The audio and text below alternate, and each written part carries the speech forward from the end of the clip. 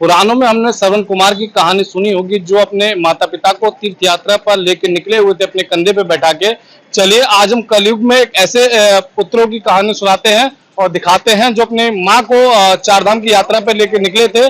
और ये वो युवक है जो बदायूं के रहने वाले हैं और इन्होंने अपनी माता को चारधाम यात्रा कराने का निर्णय लिया और उसके बाद से घर से ही पैदल जो है चारधाम की यात्रा पे निकल गए और अपनी माँ को कंधे पे बैठाकर दोनों जो भाई हैं ये चारधाम की यात्रा पे निकले थे। चलिए इनसे हम बातचीत कर लेते हैं और जानेंगे कि आखिर क्या कारण था कि उन्हें ये यात्रा करनी पड़ी। जिस तरह से हम कलयुग में देखते हैं कि आजकल बच्चे जो है थोड़े से आगे बढ़ जाते हैं, तुरंत अपने माँ बाप को घर से निकाल देते हैं, वृद्धाश्रम छोड़ देते हैं। कई बार उनके साथ मारपीट से लेकर गाली गलौज तक की घटनाएं सामने आती हैं। चलिए इनसे हम बातचीत कर लेते हैं। क्या नाम है आपका? पहले तो सभी को जय गौ माता की। और मेरा नाम है तेजपाल। कहाँ के रहने वाले हैं, कब यात्रा शुरू की थी और आपके भाई का क्या नाम है? देखिए, हम यूपी जिला बदायूं तहसील बिसौली गांव नूरपुर के रहने वाले हैं। और यह यात्रा हमने जो है 18 फरवरी 2024 को प्रारंभ की थी। और कहाँ से यात्रा प्रारंभ की थी, कहाँ तक जाना था, किस तरह कौन कौन सी यात्राएं पूरी करनी थी?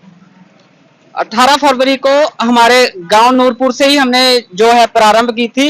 और हमें जो है हमारे उत्तराखंड के जो चार धाम हैं, और जिसमें हमारा गंगोत्री धाम, यमुनोत्री धाम, केदारनाथ, बद्रीनाथ, वहां पर हमें जाना था। और अभी जो यात्रा है हमारी पूर्ण हो चुकी है चार धाम की।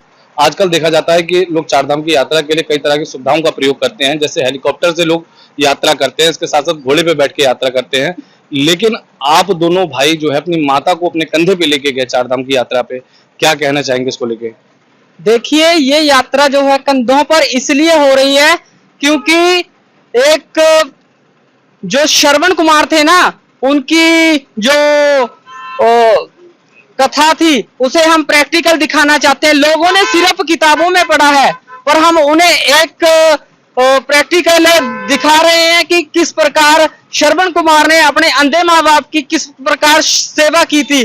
उसी प्रकार हम भी अपने माँ की सेवा कर रहे हैं, ताकि लोग हमसे प्रेरित होकर लोग अपने माता पिताओं को वृद्धाश्रम में ना छोड़े।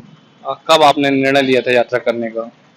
वैसे ये यात्रा का जो निर्णय है वो तो हमने काफी साल पहले लिया था, 2-3 साल पहले। परंतु मेरी जो पढ़ाई थी उसमें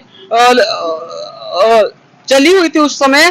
परंतु उसके 2 से 3 साल बाद हमने माँ से बात की कि माँ जी, हमें अपनी जो पुरानी संस्कृति है उसे एक बार फिर से निखारना है या लोगों को दिखाना है, उसी प्रकार करके। तो माँ से भी हमने बात की कि हमने अपनी माँ को चार धाम की यात्रा करवानी है। प्रेरणा कहाँ से मिली थी?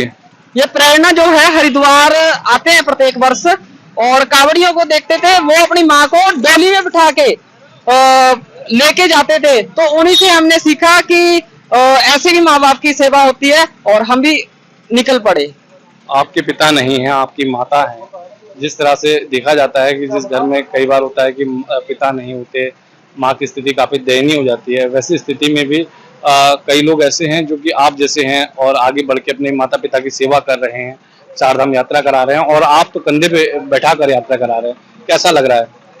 देखिए, बहुत ज्यादा अच्छा लग रहा है। और वैसे तो पिता का होना बहुत जरूरी है, ठीक है ना।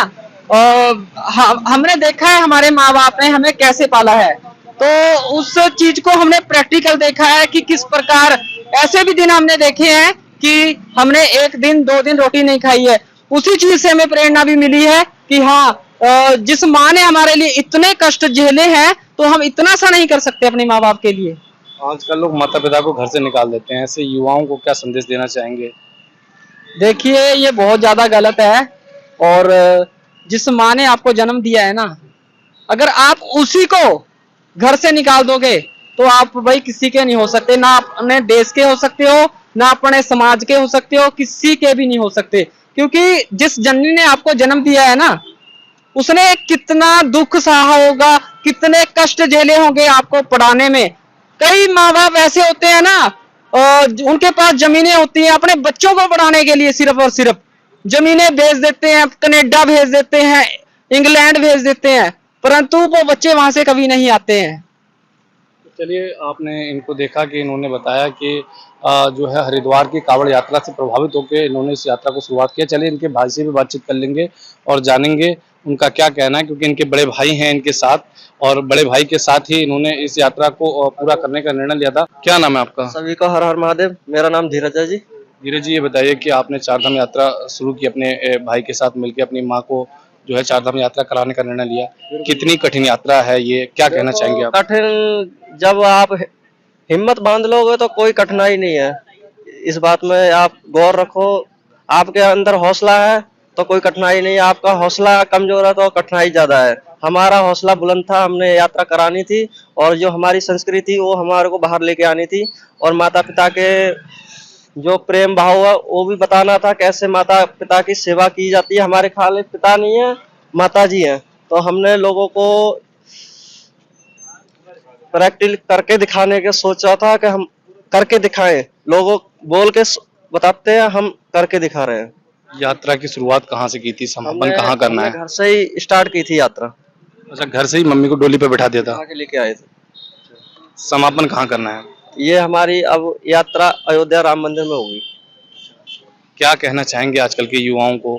हम तो ये अपने युवा लोगों को यही कहना चाहेंगे, अपनी माता पिता की सेवा करें, और अपनी माता पिता को आजकल ये जमीन जायदादों के पीछे मार तोड़ कर रहे हैं, वो ना करें। अपनी माता पिता बुजुर्ग लोग हो जाते हैं, उनका सेवा करना हमारा धर्म है, और उनसे पूछो, उनको टाइम दो। अपने माता पिता को जब काम से आओ तो 1 घंटा 2 घंटा जितना टाइम मिले आपको, 10 मिनट मिले, उनसे बात करो। कोई दिक्कत है, कोई तकलीफ है, उन चीजों को भी देखना चाहिए कि हमारे को माता पिता ने पाल के पोस के बड़ा किया, तो उन चीजों के बारे में हमारे को भी वो बनता है कि हम भी उनको देखें।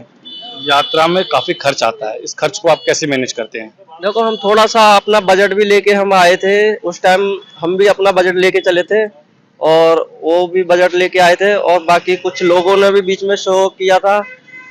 बाकी मैनेज भी करते आ रहे हैं हम लोग, हम अपना बजट भी लेके आए थे साथ में। तो आपने सुना कि इनका कहना है कि हम अपना बजट भी लेके आए थे, और कुछ जो है लोगों ने भी सहयोग किया। चलिए इनकी माता से भी बातचीत कर लेते हैं और जानेंगे उनका क्या कहना है। क्या नाम है आपका? राजेश्वरी। राजेश्वरी जी, ये बताइए कि आजकल कलयुग में जिस तरह से देखा जाता है कि बच्चे माँ बाप को धक्का मार के घर से बाहर निकाल देते हैं, ऐसी स्थिति में लोग काफी दिक्कतों में रहते हैं, लेकिन आपके बच्चे जो हैं आपको चारधाम की यात्रा पे लेके निकले हैं, क्या कहना चाहेंगे आप? बस ऐसे ही बच्चे सबको दे, क्या क्या बोलते। चारधाम की यात्रा पे पहुंची थी, क्या आशीर्वाद लिया ऊपर वाले से? जो लिए बच्चे हमारी तरक्की करे, कमाए खाए, खूब अच्छी तरह रहे। समाज को क्या संदेश देना चाहती हैं? बस यही संदेश देते, अपनी माँ बाप को ऐसे ही रखे जैसे हमारे बच्चे रख रहे हैं। आपने सुना कि ये जो 2 युवा हैं जो कलयुग के श्रवण कुमार हैं, इनकी माता जो है राजेश्वरी देवी जी ने बताया कि आजकल जिस तरह से जो लोग बच्चे छोड़ रहे हैं, लेकिन उन बच्चों को इन बच्चों से प्रेरणा लेनी चाहिए और अपने माँ बाप की सेवा करनी चाहिए। मैं अपने कैमरामैन से कहूंगा कि वो बोर्ड भी दिखाएं जो इनका पता बताता है, जिसमें बताता है कि इन्होंने यात्रा कहाँ से प्रारंभ की थी। उत्तराखंड के हरिद्वार से इन्होंने यात्रा मनसा देवी से प्रारंभ की थी, नीलकंठ गए थे, उसके बाद से सुरकंडा देवी गए थे, गंगोत्री, यमुनोत्री, केदारनाथ, बद्रीनाथ, और अब अयोध्या राम मंदिर के लिए निकल चुके हैं।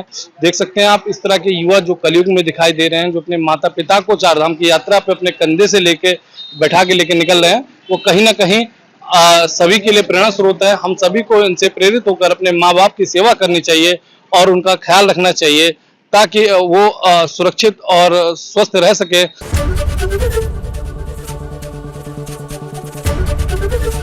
एबीपी गंगा, खबर आपकी, जुबान आपकी।